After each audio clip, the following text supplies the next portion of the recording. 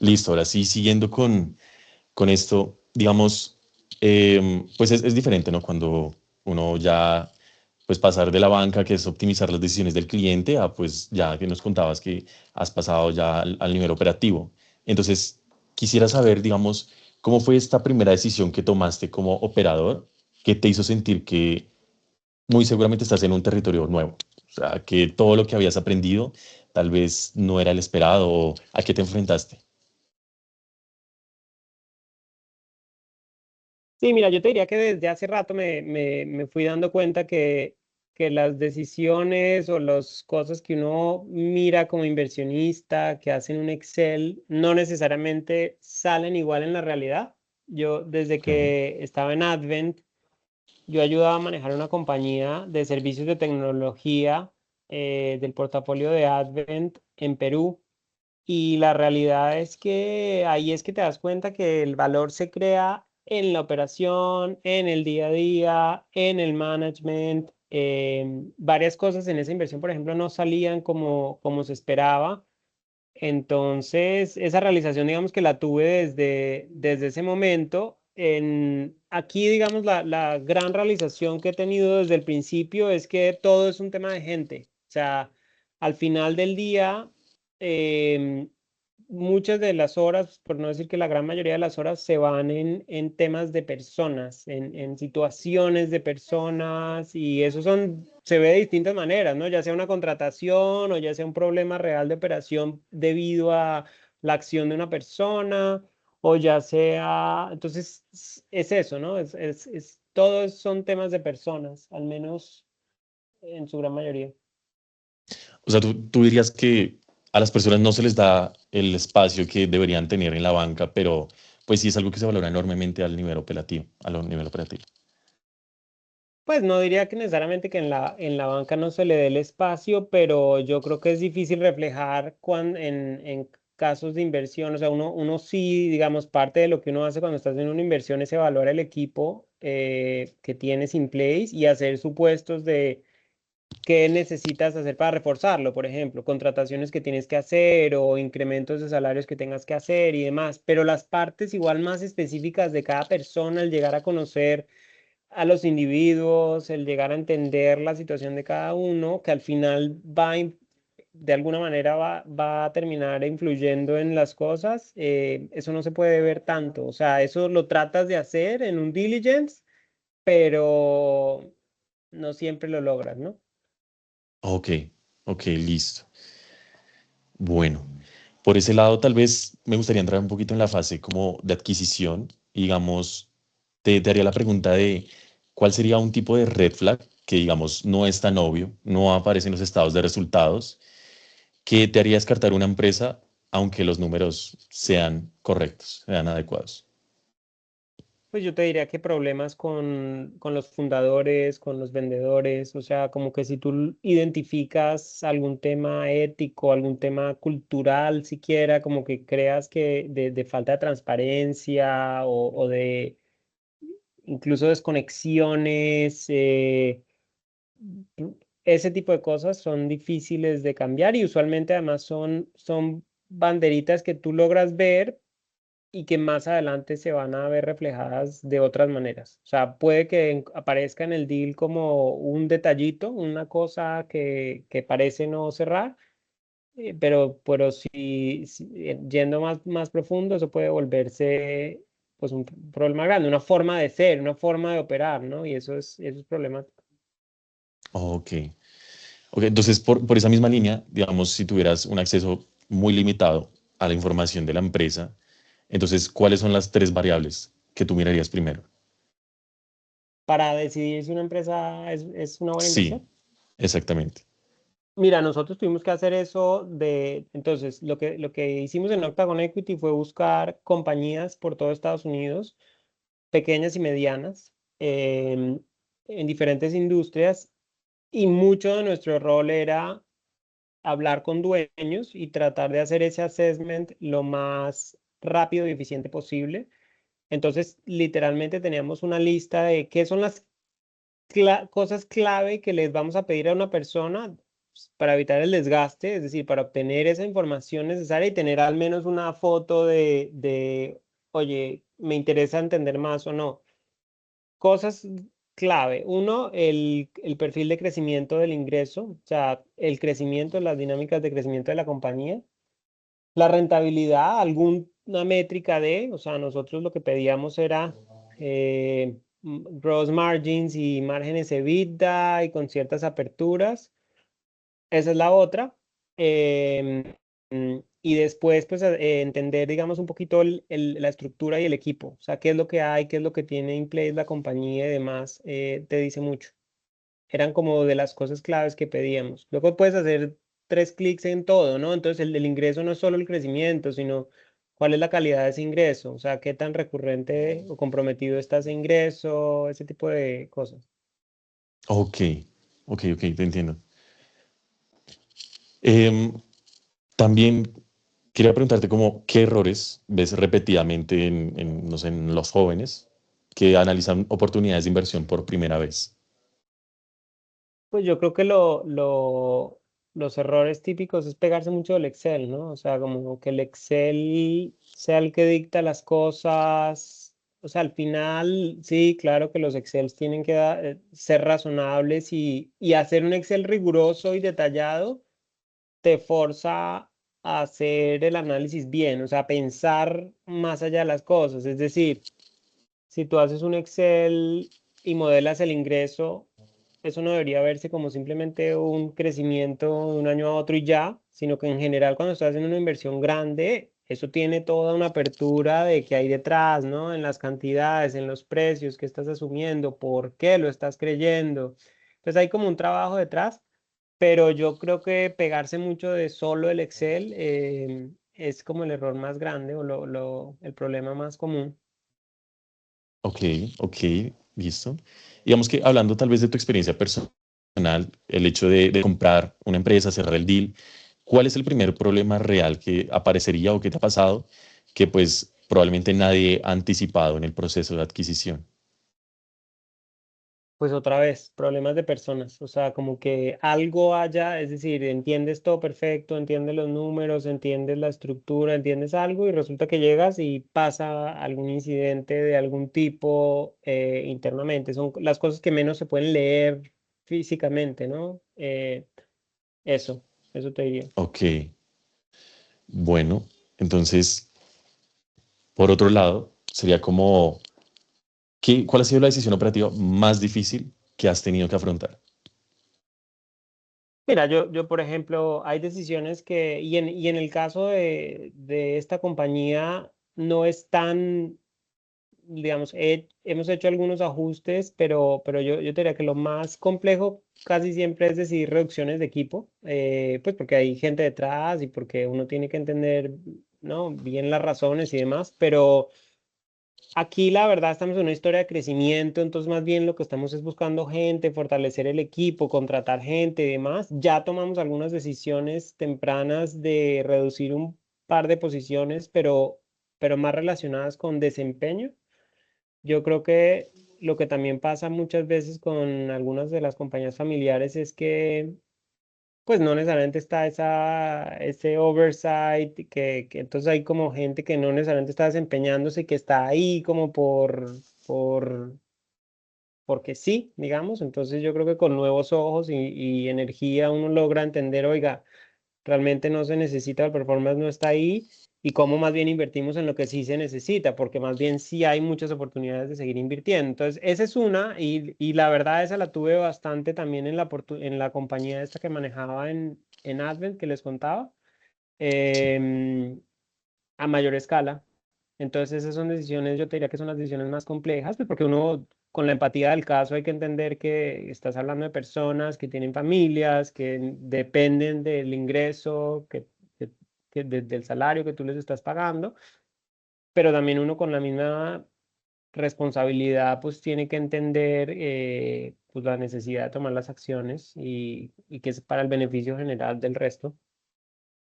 Ok, listo. Entonces, me comentas que, pues bueno, llegas a una empresa y pues hay un choque de cultura con lo que encuentras por el tema de la gente y demás. pues porque tú tienes una misión para construir, pero pues digamos que lo que mencionas, ¿no? No puedes llegar a destruir lo que ya está escrito y demás. Entonces, como sin perpetuar lo que te ha limitado hasta este momento, como en este tema humano, ¿hay algo que te haya enseñado la universidad, la propia vida, como en esta gestión de cambio, en esta práctica como de que tienes que llegar, pero no dañar todo lo que ya está, que ha sido completamente equivocado? O sea, yo creo que primero nunca asumiría que uno llega a cambiar todo lo que ya está ni a dañar nada. O sea, yo creo que una de las razones por la que tú terminas haciendo una inversión es porque en general te convenciste de que las cosas se han estado haciendo bien en mayor medida. O sea, que hay áreas de oportunidad y que hay áreas de cambio potencial. Eso pues está ahí, digamos, pero en general, digamos, nosotros lo que vimos aquí fue una gran organización con un equipo muy sólido en diferentes funciones y dijimos, ah, bueno, esta es una plataforma en la que podemos entrar a ayudar a crecer y tenemos el equipo sólido para hacerlo. Entonces, nunca, o sea, el approach fue, vamos a llegar a cambiar todo, al contrario, vamos a llegar, vamos a escuchar, vamos a entender y vamos a ver cómo podemos contribuir en muchas formas. O sea, sí puedes tú llegar como con ojos frescos a proponer cómo automatizar cosas. Hay mucho, típicamente en compañías pequeñas, medianas, hay mucha cosa que pasa manual porque sí y porque alguien quizá no pensó en cuál es el tool que podemos usar y de pronto es una cosa rápida y te automatiza y te quita horas de esfuerzo. Ese tipo de cosas. Entonces, yo lo vería más así. O sea, nuestro approach no es que cómo cambiamos todo, cómo desbaratamos todo, sino es más cómo mejoramos todo y cómo oímos a la persona en el rol para mejorar todo. Y resulta que hay demasiadas opiniones de esas personas que son muy buenas y precisamente están eager de hacer ese tipo de cambios y decir, uy, qué bueno que me lo pones en la mesa porque mira que yo tenía, podemos hacer esto así, así, no estamos usando nada para traquear estas cosas. Entonces, así lo vería más, la verdad. ¿Y las universidades cómo te dan eso?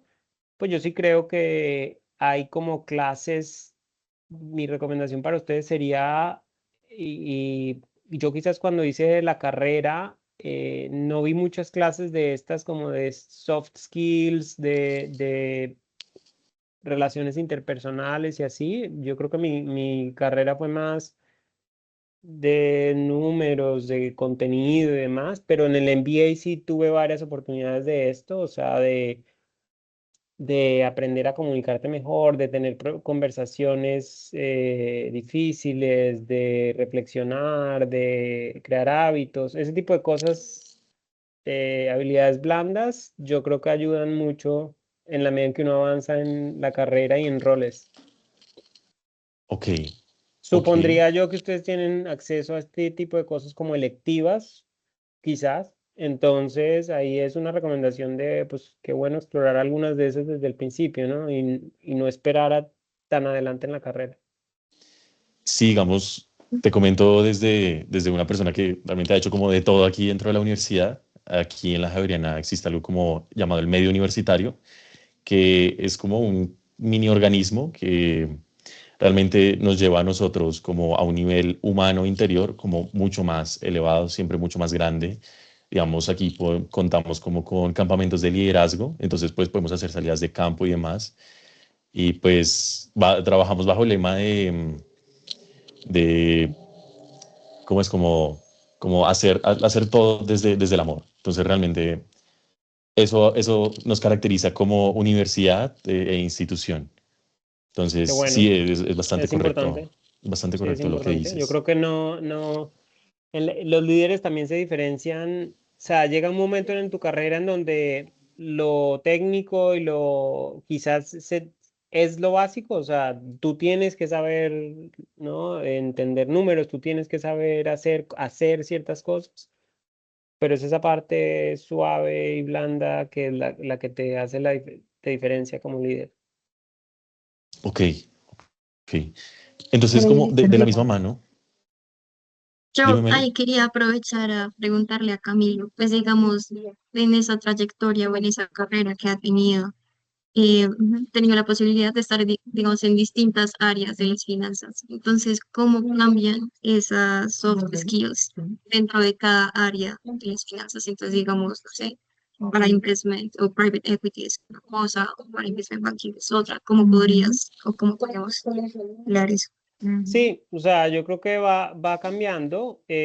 Por ejemplo, en banca de inversión tú eres un asesor y siendo un asesor hay mucho de manejo de cliente, manejo de expectativas, hay mucho de ser así de responsive, ¿no? En general, un cliente te pide algo y eso dicta mucho también la dinámica de trabajo en banca de inversión. Pues ya creo que no todos sabrán que en general se trabaja duro, se trabaja en largas horas. Eso va mucho también por la naturaleza de la relación con un cliente.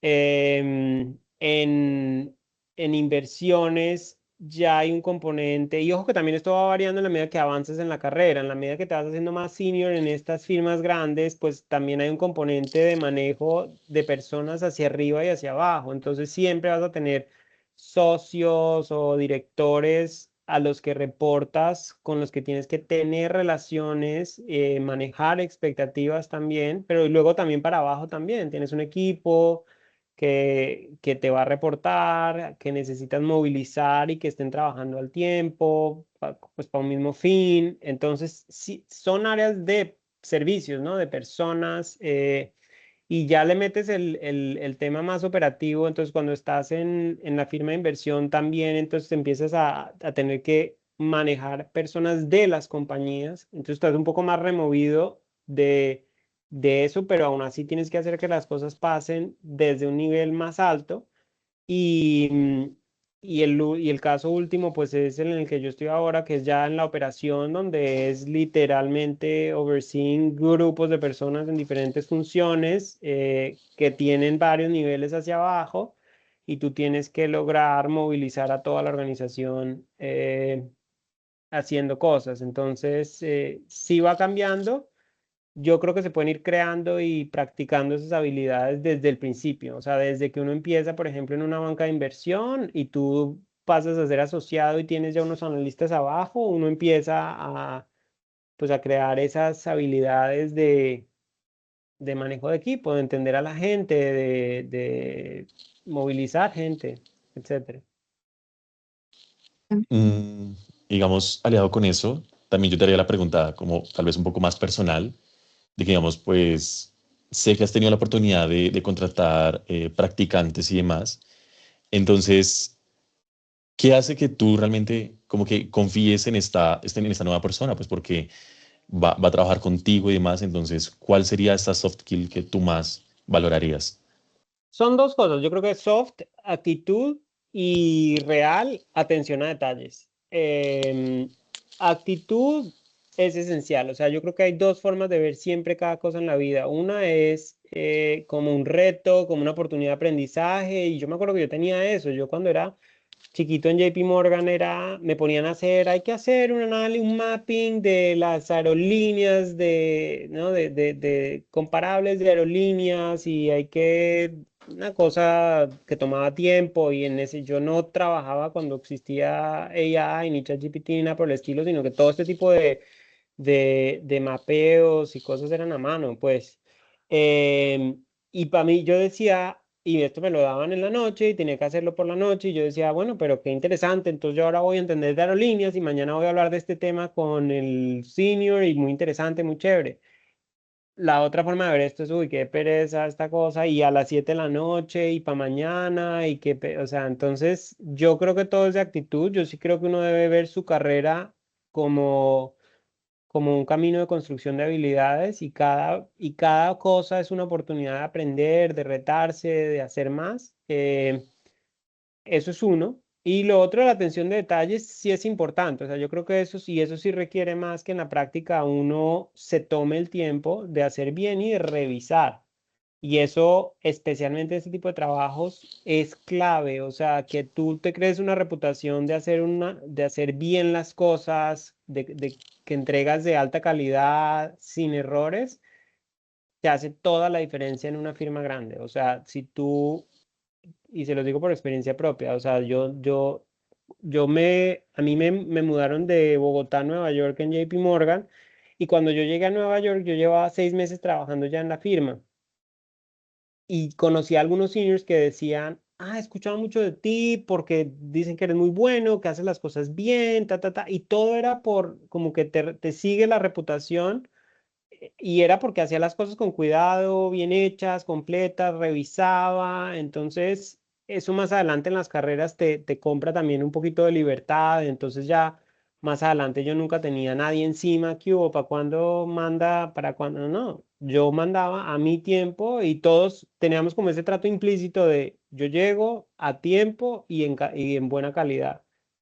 Y eso es muy real, eso es algo que uno en banca de inversión, por ejemplo, significa a veces que uno acabó a las 12 y será que me quedo hasta la 1 revisando el deliverable o me voy a dormir.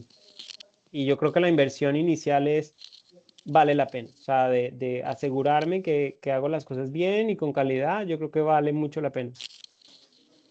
Ok, entonces, por lo mismo, has estado acá, has estado allá. Entonces, mi pregunta es un poco relacionada como qué oportunidades concretas estás viendo como para nosotros los profesionales latinoamericanos en el mercado americano, pues porque digamos, sí, con lo que tú dices, podemos tener el mismo conocimiento técnico, pero pues tal vez lo que nos puede hacer un poquito mejor es que tenemos el estereotipo de que tenemos como habilidades más blandas, somos más abiertos a la hora de comunicarnos, entonces digamos, ¿crees que realmente hay como una ventaja real que no estaremos viendo al ser latinos? Pues yo sí, nosotros lo vemos como una ventaja para ser más específicos. Santiago y yo, cuando creamos Octagon Equity, que again, es firma de inversión enfocada en invertir en Estados Unidos. No era que buscábamos dueños de empresas latinos, no, lo único que tenía latino eran los socios, éramos nosotros dos, inversionistas principalmente de Estados Unidos, o sea, era un endeavor de Estados Unidos. Pero nosotros sí dijimos, nosotros sabemos la calidad de talento que hay en Latinoamérica y nosotros sabemos la calidad de talento que hay en las universidades, no solo de Latinoamérica, algunas de Latinoamérica, pero también, por ejemplo, niños latinos de universidades en Estados Unidos. Entonces nosotros estuvimos trabajando por año y medio, casi te diría que exclusivamente, al menos a nivel de undergrad, con niños de Latinoamérica, de, de universidades locales o algunos que estaban estudiando en Estados Unidos.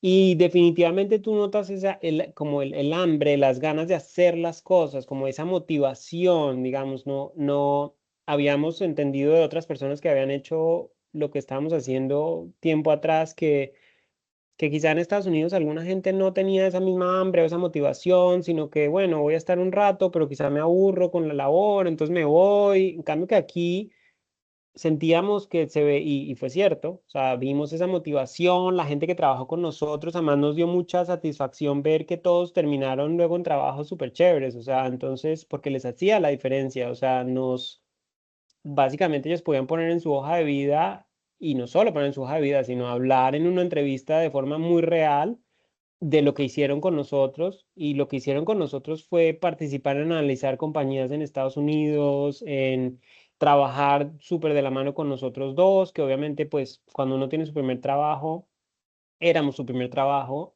porque todavía eran estudiantes, pues uno aprende de esos primeros jefes siempre la forma de hacer las cosas, la rigurosidad, la disciplina. Entonces yo sí creo que tenemos una fortaleza y yo creo que lo que uno tiene es que sacudirse como pues siquiera al pensar que de pronto hay alguna diferencia. Nosotros al contrario nos veíamos como, pues si mucho tenemos el hecho de ser de donde somos, nos agrega potenciales ángulos de conexión o sea, si a mí me sale un immigrant seller, buenísimo, porque yo tengo ese ángulo y podemos empatizar sobre el tema. em, pero nunca nos sentimos como que fuera una diferencia, una desventaja y nada por el estilo. Entonces yo sí lo que sí creo es qué oportunidades hay, muchas. O sea, yo creo que uno lo que tiene es que ponerle la actitud y las ganas, y se puede desempeñar sin ningún problema en cosas aquí en Estados Unidos. Ok. Digamos que mira que es muy curioso porque, digamos, aquí mencionado en la universidad, con profesores y demás, en el voz a voz, pues digamos que venimos de un país que no es tan fácil, no es tan fácil, un país donde pues hay más abogados que financieros, pues porque digamos aquí nos concentramos más en defendernos a uno mismo, a nosotros mismos, que pues realmente como que buscar otros horizontes de ser profesionales. Entonces con estos mismos como horizontes, digamos, ¿cuál sería tu estrategia que usarías para entrar al mundo del capital privado global hoy en día, para los próximos, no sé, un promedio de 5 años? O sea, si yo estuviera en su posición, Sí, mira, a ver, varias cosas ahí. O sea, el mundo del capital privado. Entonces, hay una realidad, y eso es una realidad. En Latinoamérica es un espacio hoy en día más limitado que antes. O sea, hubo una época en la región donde surgieron varias firmas de inversión, algunas locales, algunas regionales, y tenías a los grandes, ¿no? A los Advents, General Atlantic, en fin, y algunos regionales, Patrias y demás. Em, Esa época, eso ha cambiado. O sea, lo que quiero decir es, hoy hay menos oportunidades reales de trabajo en firmas de capital privado en Latinoamérica por diferentes razones. Por algunas de estas firmas tuvieron temas de desempeño. O sea, lo que sí pasa en las firmas de inversión es que es un juego repetido. Entonces, tú haces un fondo, tienes que demostrar retornos y levantas otro y sigue y sigue y sigue. Y cuando la cosa no va tan bien, a veces no puedes levantar el siguiente, y si no puedes levantar el siguiente, entonces hay un poquito que para el camino. Entonces, y lo segundo que ha pasado en Latinoamérica es que si tú eres un inversionista global, un LP, un Limited Partner, pues tú estás buscando la razón para invertir en Latinoamérica, que es de todas maneras una geografía pues con más nivel de riesgo, con algunas mayores volatilidades, con monedas pues, que se devalúan en varios de los mercados. Pues tú esperas un retorno mejor que en Estados Unidos y en mercados un poquito más estables o más desarrollados, los voy a llamar así.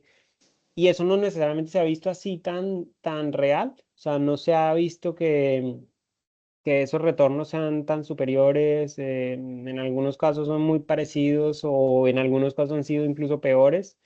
Entonces yo creo que eso ha desincentivado. Entonces, esa es una realidad. Ahora, hay casos como nosotros, o sea, hay casos como gente como nosotros que dijimos vamos a hacerlo, pero lo vamos a hacer en Estados Unidos, y ese puede ser un ángulo para ustedes para buscar ahí. Ah, bueno, yo quizá tengo un campo en alguna firma como la nuestra. O sea, nosotros igual estamos haciendo un endeavor de emprendimiento por adquisición, no un fondo de varias compañías. Igual la experiencia que uno puede tener recién salido de la carrera es muy parecida, pues al comenzar la carrera. Em, pero pues eso es como, entonces la recomendación es limitado la forma de llegar a empresas o a firmas de capital privado, siempre es por networking. Esa es otra realidad que tienen que saber. O sea, rara vez a uno le publican la opción ahí, le llegó y ya, sino como es limitado, no es que se abre todo el tiempo. Entonces el día que se abre la oportunidad, pues no necesariamente se alinea eso con tu tiempo. O sea, puede que yo me esté graduando, y eso pasaba cuando yo me gradué también para JP Morgan. O sea, en ese momento era la única banca internacional que tenía oficina, y se abría un rol cada que alguien se iba. Ni siquiera era cada año, ni cada 2 años, ni cada cuando alguien se iba. Entonces yo, cuando me iba a graduar, se abrió un rol, y de hecho yo tenía todavía un par de semestres pendientes de una doble carrera que estaba haciendo, y tomé la decisión de parar esa segunda carrera porque se abrió la oportunidad en ese momento, y no es que se abría porque sí. Entonces hay esa realidad. Pero lo que uno debe hacer es empezar a conectar proactivamente con la gente del espacio y de las firmas en las que tú quieres llegar a trabajar. Y yo le recomendaría una cosa que uno encuentra rara en Latinoamérica, pero que es súper común en Estados Unidos, y que yo al menos aprendí grande ya como en el MBA o cuando estando en JP Morgan en Nueva York, y es ese componente de networking, ese coffee chat, es pedirle a alguien, oye, ¿me puedo tomar un café contigo? Las más de las veces, por no decir que siempre, esa persona, por más senior que parezca y por más interesante, te va a decir sí, obvio, o sea, no hay ningún problema. O sea, yo cuando estaba en Bogotá en Advent, todas las semanas tenía alguien pues, invitándome a un café, como, oye, ¿me puedo tomar un café contigo para que me cuentes de tu carrera, para que me cuentes de admin, para que me cuentes de cómo se ve trabajar en una firma de capital privado? Entonces, yo empezaría a hacer eso desde ya, si fuera ustedes.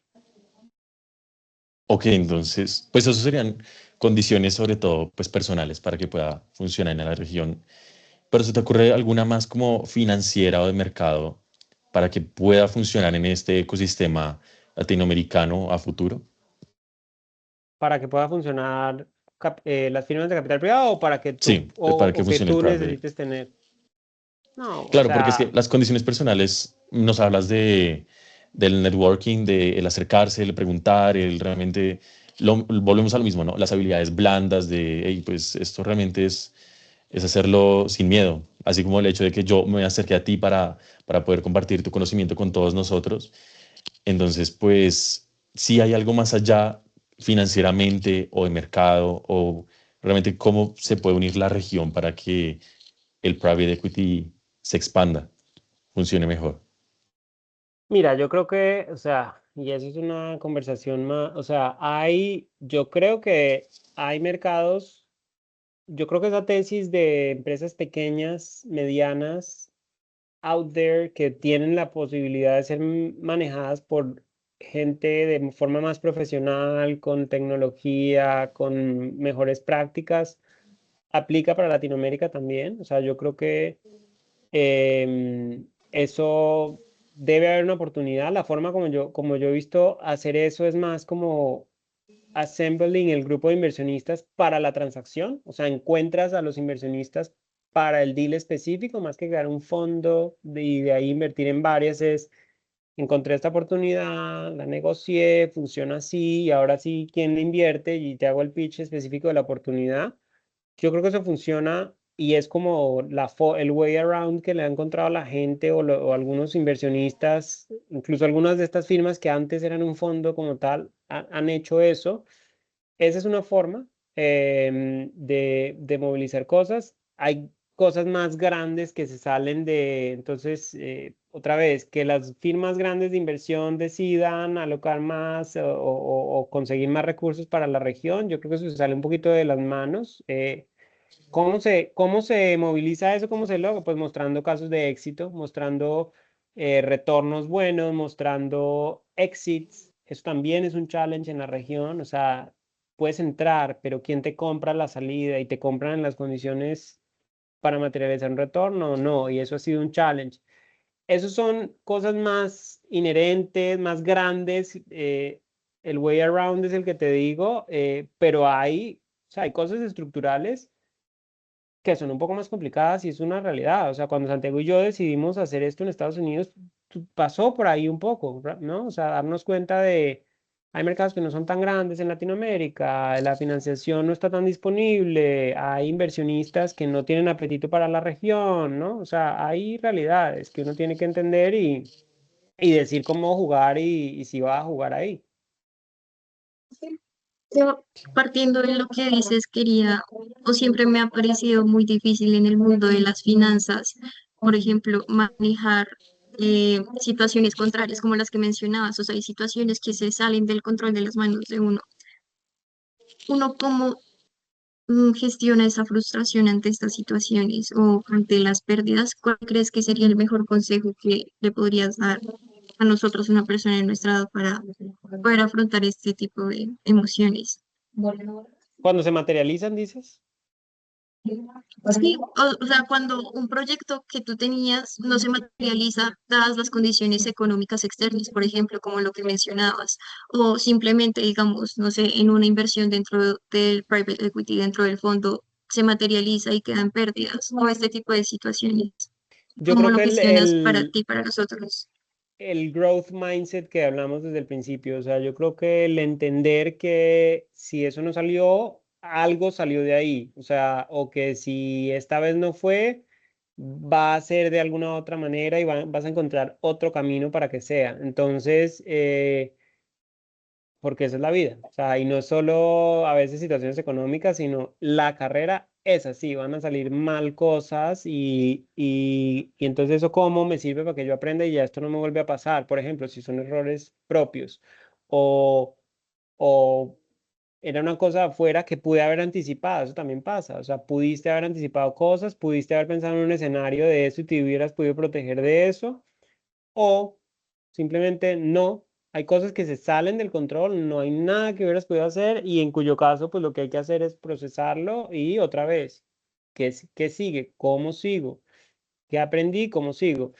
Cosas en la práctica que uno puede hacer para ese tipo de cosas, claro, hay hábitos para uno mantener, digamos, tu salud mental, o sea, yo soy fan de meditación, de terapia, de hacer ejercicio todos los días, o sea, eso te mantiene pues te mantiene en cierto nivel, pero además te ayuda a lidiar con estos sub y bajas que hay, ¿no? O sea, por ejemplo, hacer lo que nosotros hicimos es desgastante emocionalmente, vamos a ser claros. O sea, no había días que teníamos un deal secured, se moría a las 2 horas, nos pasaba algo malo con un inversionista, encontramos otra cosa, y en el mismo día, y ponle que fueron viernes y terminaba con la peor noticia y se quedaba ahí hasta saber el lunes qué onda, es bastante para procesar y entonces que requiere pues ese tipo de prácticas personales y ese tipo de pues y círculos de apoyo, claro. O sea, yo creo que todos tenemos que tener nuestros círculos de apoyo. Eso se ve como familia, amigos, profesional, apoyo profesional. Pero yo creo que todo eso tiene que estar siempre presente en la vida de uno. Y por cierto, ni siquiera solo para cuando se dan los problemas. A mí me encanta, yo por ejemplo, tengo cita mensual con una psicóloga, siempre. No, no porque esté pasando por una situación, siempre tengo una sesión mensual en la que a veces, cuando las cosas van súper bien, vamos a hablar de cómo las cosas van súper bien y se ve más como una charlita, pero está perfecto. Hay momentos que la psicóloga me ha querido graduar y me dice, bueno, creo que ya no, no. Y yo, no, no, no, no, no. A mí el hecho de tener este espacio y poder, como en mi cabeza, resumir qué pasó en este mes y cómo lo estoy viendo y cómo lo estoy approaching, a mí esto ya tiene valor. Digamos, yo quisiera expandir un poquito eso que dices, porque digamos, escuchando el podcast que tú alguna vez grabaste, fue bastante como motivador, entonces también como que de cierta manera quise buscar tus pasos, también este semestre hice una movilidad nacional, entonces como que realmente me gustó mucho lo que mencionabas y el tema también muy específico de lo de habilidades personales. Entonces, yo te preguntaría como, ¿en qué punto de la vida como que decidiste decir, listo, la academia ya te ha formado profesionalmente, pero en qué punto tú personalmente dijiste como necesitas esa introspección, necesitas como que ir más adentro de ti, necesitas como estar alineado con con tu propósito y pues en qué momento como que has decidido qué hábitos continuar, qué hábitos no y qué te ha servido? Lo tengo clarísimo en el MBA. O sea, mi primer año a ver, entonces mi historia pre-MBA fue 7 años en JP Morgan a toda velocidad, o sea, súper enriquecedor, promociones, oportunidad de trabajar en Nueva York, en Ciudad de México, oportunidad de participar en cosas por fuera del rol típico, entonces trabajaba con los heads del grupo en analizar estrategia del grupo, me metía a hacer cosas de cómo mejorar el work-life balance de los analistas y asociados, o sea, entonces era todo con un montón de cosas pasando, pero poco tiempo para la pausa, o sea, poco tiempo para decir, vamos a parar y vamos a pensar, vamos a reflexionar, vamos a crear hábitos, poco de hecho de eso.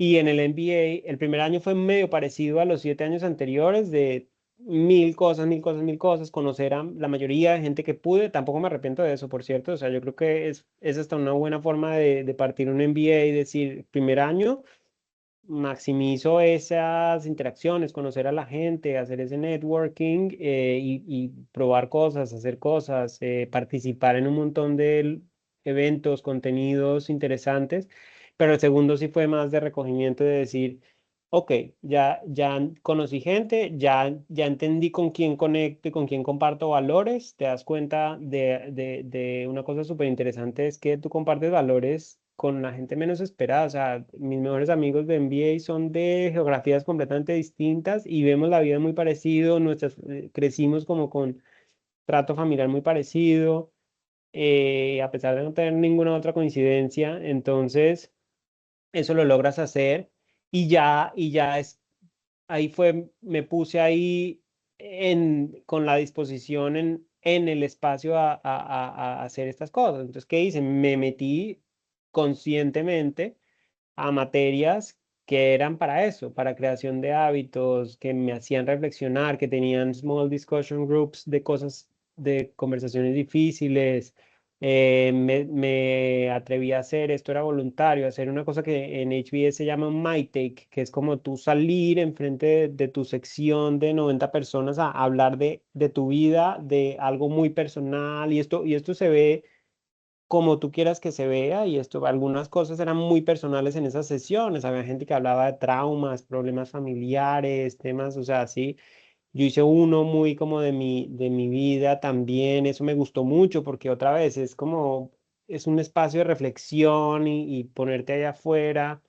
Entonces, y cuando tú empiezas a ver lo que ganas de eso, se vuelve un camino de nunca acabar. O sea, empiezas a decir, ¿qué más? ¿Qué más? ¿Qué más puedo hacer? Entonces, esos hábitos van por ciclos. O sea, tuve un rato que medía todo, porque a mí, por mi personalidad, me sirve medir y me sirve traquear las cosas. Cada cual tiene su forma de crear o matar hábitos, digamos. A mí me servía empezar a hacerlo, empezar a medirlo, incrementarlo, ver ese progreso.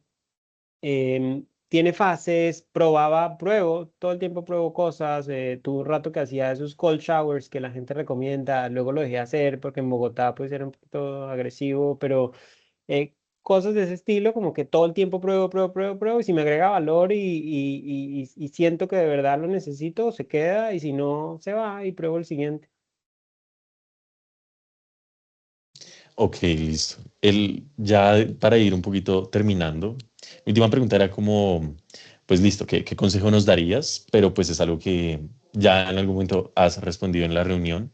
Entonces, adaptando estos momentos de pausa, estos momentos de reflexión, ¿cuál ha sido uno de tus mayores aprendizajes, en, tanto sea de negocio o lo que nos quieras compartir de ti? En un momento de pausa y de reflexión, yo diría o sea, siquiera el tomarse esa pausa y eso te va a traer cosas a la cabeza que no estabas considerando. O sea, el sentarte, por ejemplo, a hacer una reflexión. Imagínate, y esto, por ejemplo, en una clase se veía semanalmente, pero una cosa que yo sigo haciendo, por ejemplo, es hago una reflexión anual. Yo me siento el 1 de enero, yo en silencio, en una hoja en blanco, y empiezo a escribir cosas del año pasado, del año que viene, de lo que estoy pensando, de ta. Y ese espacio saca, o sea, como que ahí el gran aprendizaje es que eso tiene mucho valor. O sea, te va a sacar, te va a dar ideas, vas a encontrar realizaciones. Eso, y similar a eso es, por ejemplo, el silencio también. O sea, yo en una de estas terapias que les digo, también trabajaba con una persona que me volaba la cabeza que el manejo del silencio era el momento en el que más salían los aprendizajes o las realizaciones. Entonces, esta persona como que en algún momento nos quedamos en silencio, y era esa batalla de quién rompe el silencio. Y era yo el que terminaba rompiendo el silencio, no lo iba a hacer porque era profesional. Y en el momento que yo rompía el silencio, ahí era que salía la conclusión, la parte más valiosa, la realización más importante. Entonces, yo creo que ese es el aprendizaje. O sea, yo diría que el ponerse ahí, darse la oportunidad de, con esa página en blanco, con ese espacio de silencio, em, llegar a esos puntos es muy valioso.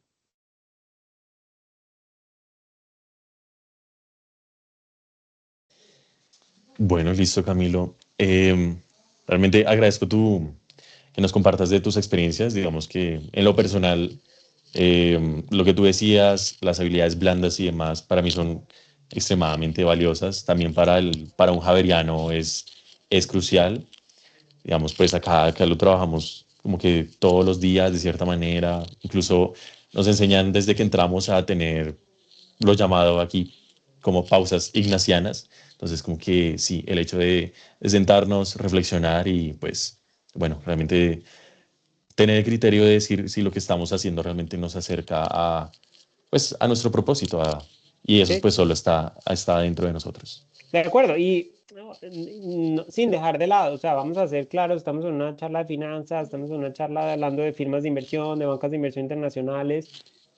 Lo técnico, lo financiero tiene que estar, digamos, pero como les digo, termina siendo la base, o sea, el hecho de que ustedes tienen que llegar a una entrevista de una firma de inversión o de un banco como JP Morgan con los technicals y habiéndose preparado, y el hecho de que uno empiece la carrera y tiene que demostrar que puede hacer los modelos, que es analítico, o sea, eso, pero como les digo, eso se da ya casi que por sentado. Ahora, eso requiere horas, eso requiere iteraciones, eso requiere reconocimiento de patrones. Entonces, pero yo creo que en últimas lo adicional es lo que te diferencia más adelante en la carrera. Entonces, me gusta pues igual enfocar en hablar más de eso, porque lo otro igual hay que hacerlo y hay que hacer la tarea bien hecha y requiere el esfuerzo y las horas.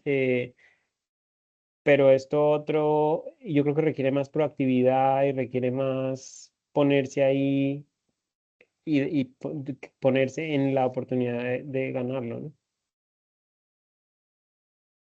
Por supuesto, sí. Realmente, pues quisiéramos abrir en estos momentos el espacio al resto de la reunión para ver si tienen alguna pregunta para hacerte. ¿Ah, no?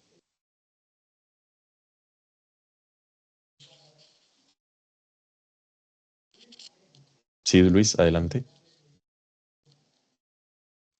Hola Camilo, muy buenas tardes. Yo te quería preguntar, como pues tú ya que has vivido como pues creo que un sueño de todos que es pues ir a Nueva York y entrar a un banco, incluso hacer pues un buen MBA, como ¿por qué te motivó emprender? Sí, o sea, ¿por qué decidiste salir de ese mundo pues que tanto nos interesa e irte ya como por separado y crear tu propia compañía?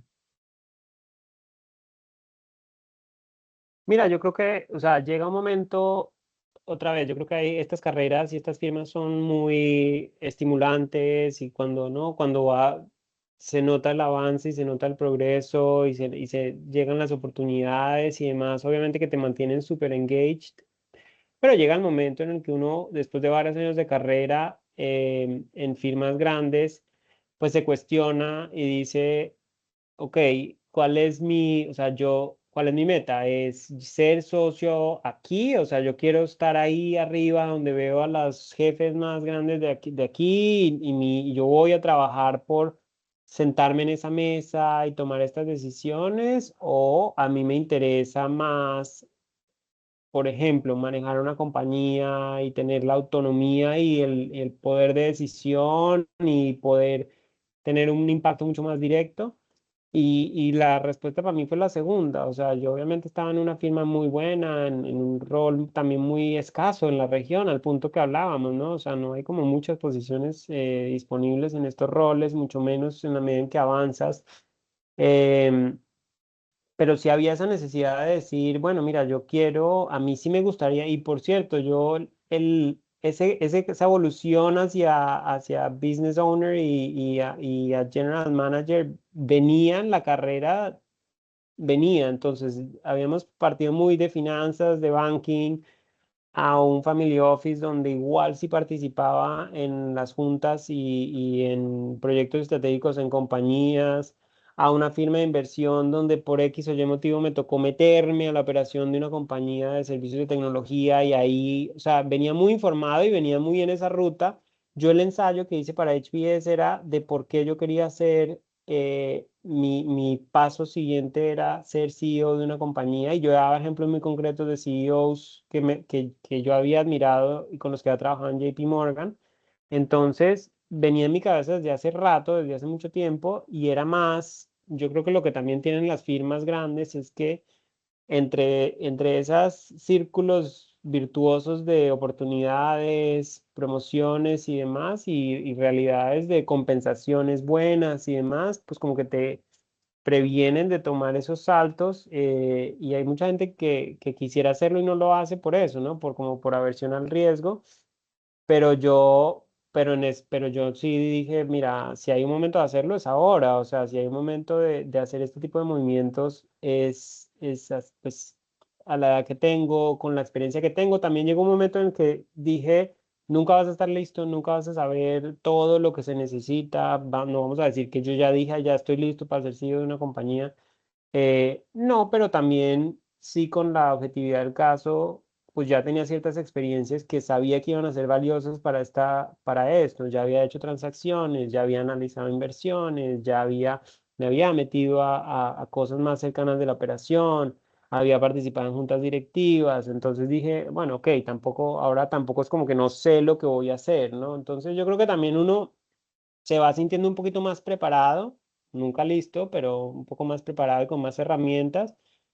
Y, y yo lo que te diría es que también uno debe trabajar para tener esas libertades en la vida. Yo me acuerdo siempre que a mí cuando estuve en JP Morgan me hicieron un training de 3 meses en verano en Nueva York, donde literalmente nos dedicamos solo a training y teníamos profesores espectaculares. Damodaran, el tipo de evaluation, del libro de evaluation, nos daba clase y él un día nos dijo eso, nos dijo, miren, ustedes, si les puedo dar un consejo en la vida es, nunca escalen su nivel de vida con su nivel de ingreso al mismo ritmo, porque un día esa va a ser su carta de salida o de libertad en algo, en alguna situación.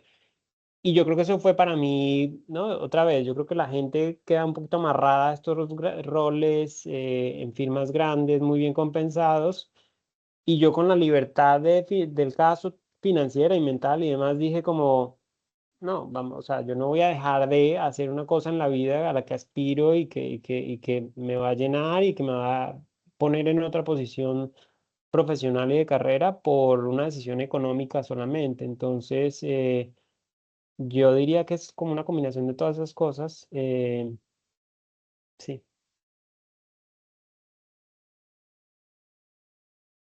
Digamos, ahí a mí se me ocurre una pregunta, digamos, uno de mis autores favoritos es Fred Kaufman, que es un argentino que se encarga como de mejorar las empresas a nivel organizacional y demás. Digamos, ha trabajado con Yahoo, el man sabe lo que hace y en un libro de La Revolución del Sentido, él menciona que pues a las personas, a todas las personas de una empresa, uno debería como entregarle un propósito superior y muy de la mano con eso.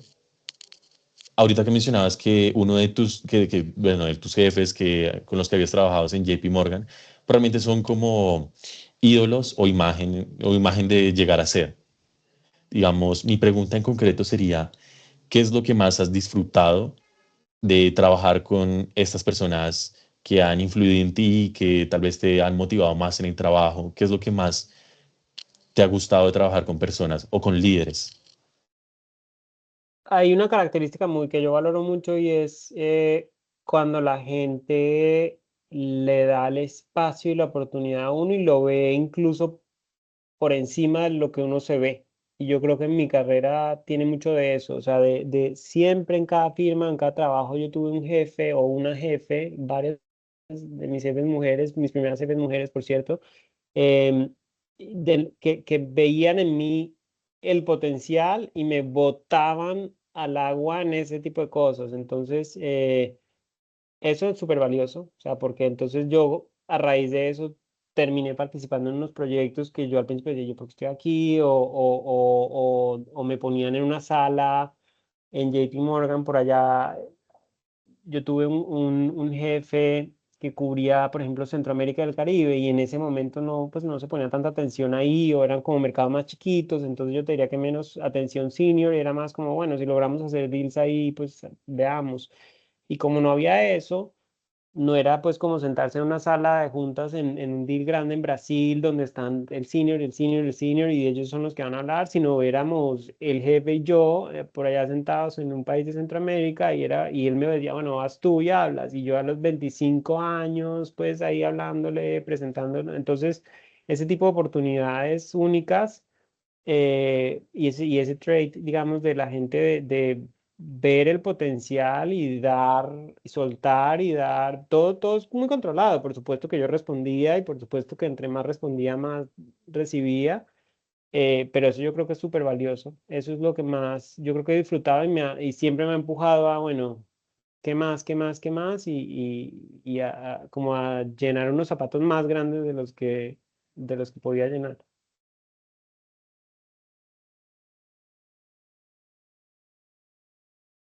¿Qué más? Bueno, no sé si alguien de la reunión tendrá alguna otra pregunta.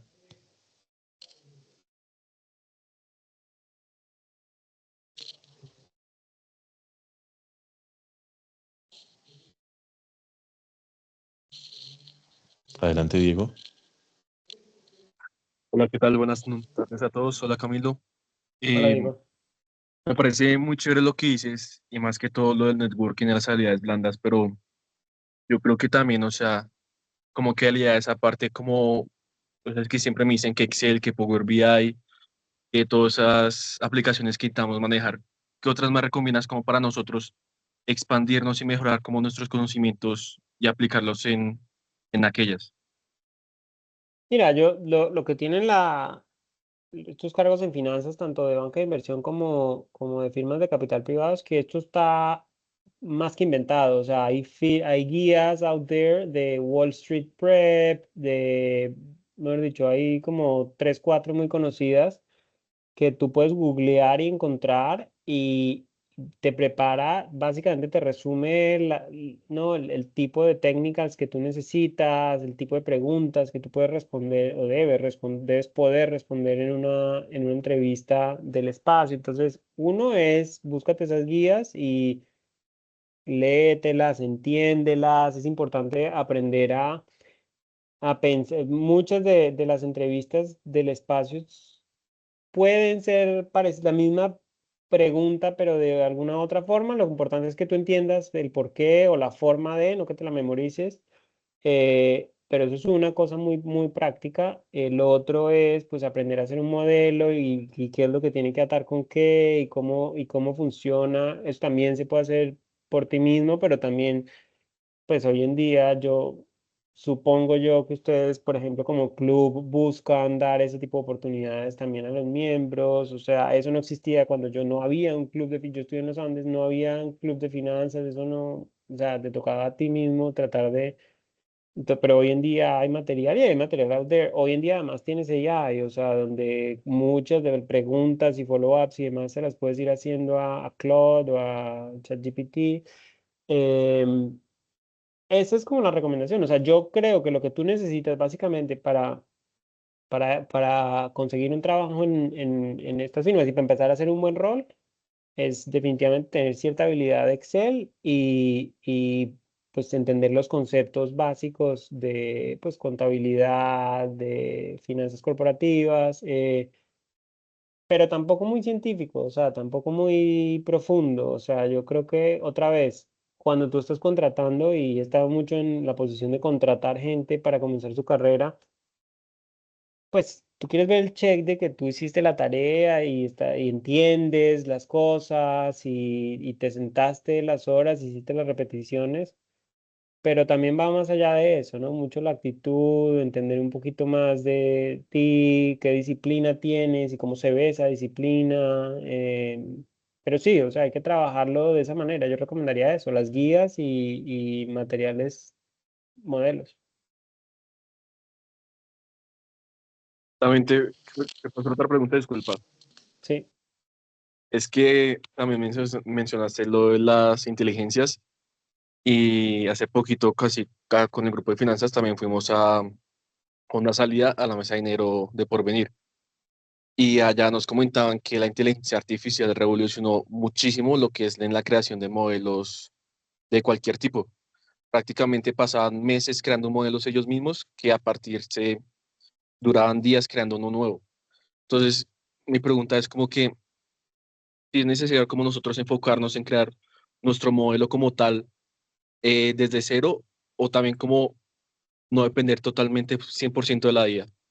Porque es Es que que, yo creo que son ambas cosas, o sea, yo creo que, y ese es un debate grande que está pasando hoy en día con AI en muchas de las carreras, y es muchas de las labores entry level y de los cargos más juniors pueden ser hechos por AI, casi, o sea, las bancas de inversión, las consultoras, hoy pueden tener menos analistas y menos personas, porque las que tengan pueden apoyarse en AI y hacer las cosas más, de forma mucho más eficiente, mejor incluso, que antes tener muchos y muchos humanos haciendo lo mismo. Ahora, la paradoja de eso es, mucha de la gente senior llegó a ser senior y a tener el criterio y a tener las repeticiones y a tener el reconocimiento de patrones por haber tenido que sentarse a hacerlo y a pensarlo y a dar la vuelta y a struggle con que el Excel diera, con que esa cosa cuadrara.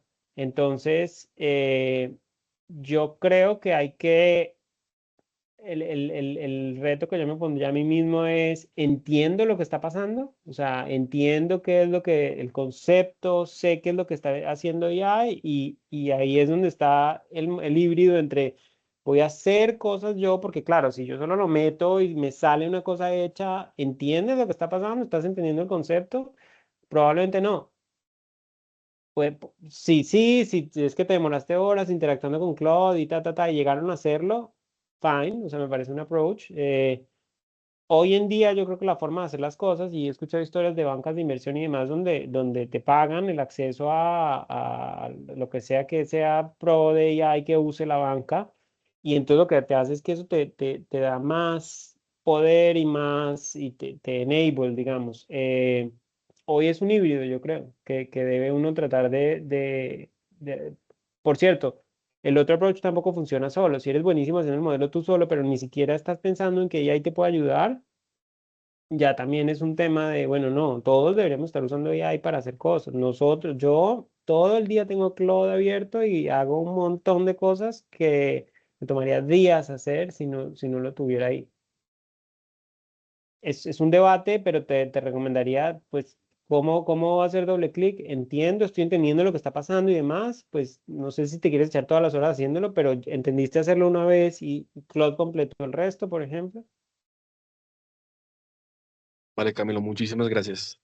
Vale. Totalmente claro. Bueno, Camilo, agradecemos el espacio, agradecemos el tiempo, agradecemos tu conocimiento, gracias por tomarte pues realmente el momento para poder compartirnos de todas tus experiencias, vivencias y demás.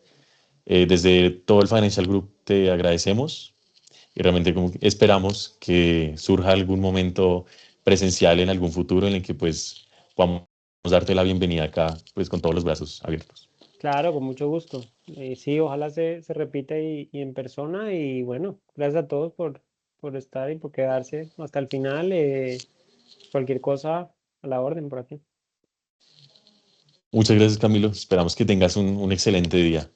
Igualmente. Muchísimas Chao. gracias. Hasta Chao, que luego. estén Hasta bien. luego. Adiós. Muchas gracias.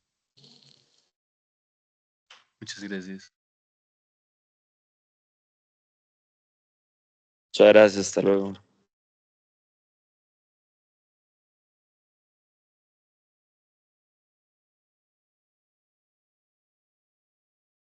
Hasta luego, gracias.